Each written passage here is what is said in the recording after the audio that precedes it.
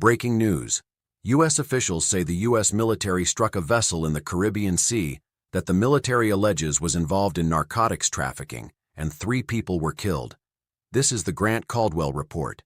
If you want updates as verified facts come in, hit like, drop a comment with what you think the U.S. should do next, and subscribe so you do not miss critical updates. Here is why this matters. This is not a routine drug seizure with handcuffs and evidence bags. This is lethal force used at sea, justified to the public through official statements and a short clip of video. If the facts support this action, the government should be able to defend it with standards and proof. If the facts do not support it, then we are watching a dangerous precedent form in real time. Stay with me, because in the next 60 seconds I am going to separate what is confirmed, what is alleged, and the one line in the reporting that should instantly raise oversight questions from anyone who cares about law, credibility, and restraint. Confirmed, more than one major outlet reports the U.S. military said it conducted the strike and that 3 people were killed. Confirmed, the allegation that the vessel was engaged in narco trafficking comes from U.S. Southern Command, communicated publicly through social media. Confirmed, reporting describes video that shows a small boat moving through the water and then exploding. Now the one line that changes the story. Reuters reports it could not independently verify the military claim about what the vessel was doing. That does not prove the claim is false. It means the public has not been shown enough to treat it as proven. Once you accept that difference, you stop reacting emotionally and you start asking questions that actually protect the country. In a moment, I will show you where the public evidence ends and where the government is asking you to fill in blanks.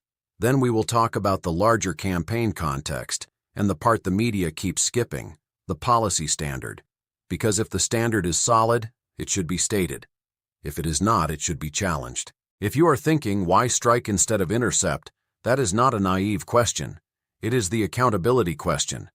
In the next 30 seconds, I will walk you through the decision points that separate a lawful interdiction from a controversial killing. One more thing before we move. No matter what you believe about the drug war, 3 people are dead. Accountability is not cheering. Accountability is not reflexive outrage. Accountability is demanding proof, standards, and answers, and refusing to let power hide behind slogans. That is what we do next. Start with the timeline. The strike was reported as occurring on February 13, 2026. The public claim about what the boat was doing came from U.S. Southern Command, which said the vessel was transiting along known narco trafficking routes in the Caribbean and was engaged in narco trafficking operations. Reporting also describes video linked to the statement, showing a boat moving through the water before it erupts in flames after impact. Now pause, because this is where viewers get misled. Hearing the phrase drug boat does not make it proven. At this stage, what is confirmed is that officials made the claim and that lethal force occurred. What is not confirmed in the public reporting is the underlying evidence, such as cargo, communications, intelligence sources, or identification of the people on board. Here is the practical reason this matters. If you are going to use military force as a tool of enforcement, the process has to be more rigorous, not less. Rigorous means you can explain the standard without compromising sources. It means you can show a chain of review. It means you can tell the public what safeguards prevent innocent people from being labeled traffickers after they are already dead. In the next 30 seconds, focus on the 4 questions that decide whether this was responsible, reckless, or something in between. First, where exactly did this occur, including what waters and what jurisdictional considerations apply? Second, what intelligence threshold was used to label the vessel an alleged trafficking boat, and how is that threshold audited? Third, what alternatives existed, including warning, disabling fire, boarding, or interdiction by Coast Guard or partner forces? Fourth, what happened after the strike, including search and rescue, evidence recovery, and identification? Reporting adds broader context. AP reports this was the 38th such attack since early September, and that total deaths from these operations have reached 133. That scale is the story behind the story. When lethal force becomes frequent, it stops being a one-off event and becomes a policy. Policies require written standards, oversight, and measurable results. So do not let this become a debate over vibes. The real issue is whether the government can show its work. If the administration is right, it should welcome scrutiny because scrutiny proves legitimacy. If the administration is wrong, scrutiny prevents tragedy from multiplying. Claim 1 is the basic allegation. The military says the vessel was engaged in narco trafficking operations. Reality check.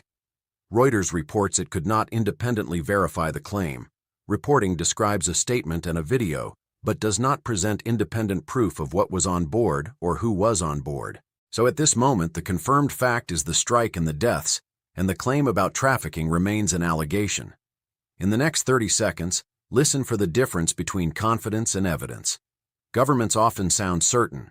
That is what they do. The question is what they can show and what they will subject to review when nobody is clapping. Claim 2 is the framing. AP reports the Donald Trump administration has described these strikes as part of an armed conflict with drug cartels in Latin America, aiming to stop drug flows into the United States. That is not a small phrase. Armed conflict framing can change everything, from targeting standards to legal authorities to how oversight is handled. Here is the reality check that must follow. If this is armed conflict, where is the clear public legal justification? What authority is being invoked? What reporting is required to Congress? What rules of engagement are being used? And what safeguards exist to prevent misidentification? You do not have to oppose the mission to ask those questions. You have to respect the mission enough to demand it be lawful and precise. AP reports critics have raised concerns about lack of transparency and lack of evidence behind the lethal actions. The Guardian reports the legality is under growing scrutiny, and that advocacy groups and experts have raised due process and international law concerns. Those are not final judgments. They are warning flags that should trigger more disclosure and more oversight. Claim 3 is effectiveness. AP reports Pete Hegseth suggested some cartels have halted operations because of the strikes, but AP also reports no evidence was presented to support that claim. Here is why that matters. Effectiveness claims can become a shield. If the evidence is strong, publish the metrics.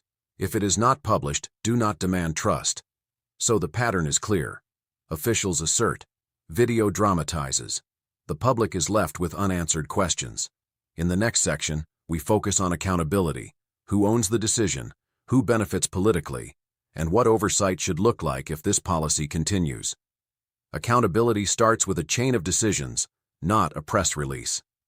The public reporting ties the announcement to U.S. Southern Command and ties the broader campaign to the administration. But here is the question that matters in the next 30 seconds. Who set the policy that makes lethal force a tool of drug enforcement, and who audits the accuracy of the targets? If the government can kill 3 people based on an allegation presented publicly through social media, what is the limiting principle? What prevents mission creep? What prevents a bad intelligence call from becoming a body count? These are not rhetorical questions. They are the questions that protect legitimate operations and prevent abuses. Here are 5 accountability demands that should be nonpartisan. First, publish the legal framework in plain language, including the authority claimed and the constraints accepted. Second, publish the targeting standard, including what qualifies as enough intelligence and what triggers a no-strike decision. Third, publish rescue and evidence procedures, because legitimacy depends on what happens after impact. Fourth, publish an after-action review process, including who reviews and how often findings are reported to Congress. Fifth, publish outcome metrics, such as seizures, arrests, and route disruptions, and make them auditable. In the next 30 seconds, notice something important. None of these demands require revealing sources or tactics. Transparency does not mean broadcasting intelligence. Transparency means showing that standards exist, oversight exists, and mistakes are investigated, not buried.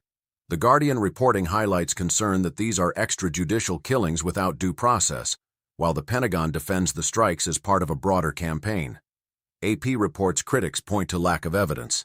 The burden is on power to answer the critique, not with slogans, not with talking points, but with documentation. If the administration believes this is a war footing, then Congress should act like it matters. Hearings, briefings, written authorities, reporting requirements. If the administration believes it is simply law enforcement at sea, then it should act like law enforcement, recover evidence, identify the dead, and allow independent review. Next, we bring it to impact, because when trust collapses, it does not stay in Washington. It hits public safety, budgets, diplomacy, and the credibility of future warnings when leaders actually need the public to listen. The stated goal is public safety, disrupt narcotics routes before drugs reach American streets. That is the promise. But impact is not measured by intention. It is measured by outcomes, costs, and second-order effects. Here is the hook for the next 30 seconds. When a government uses lethal force repeatedly and explains itself minimally, two things happen. Supporters become less demanding. Opponents become more suspicious. Both reactions increase polarization, and both reactions make future crises harder to manage because the country cannot agree on what is true. AP reports a cumulative death toll of 133 from these operations since early September and describes this as the 38th such attack.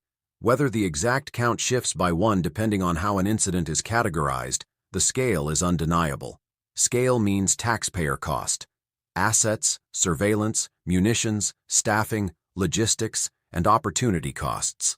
If the administration believes this is effective, it should welcome a public scoreboard, seizures, arrests, interdictions, disruptions, and downstream impacts. There is also international impact. The Caribbean is a complex region with sovereign states, trade routes, and people who live near these waters.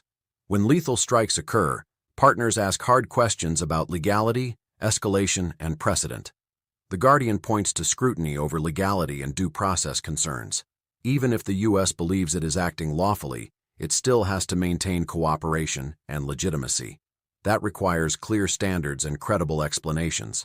There is a moral impact, too.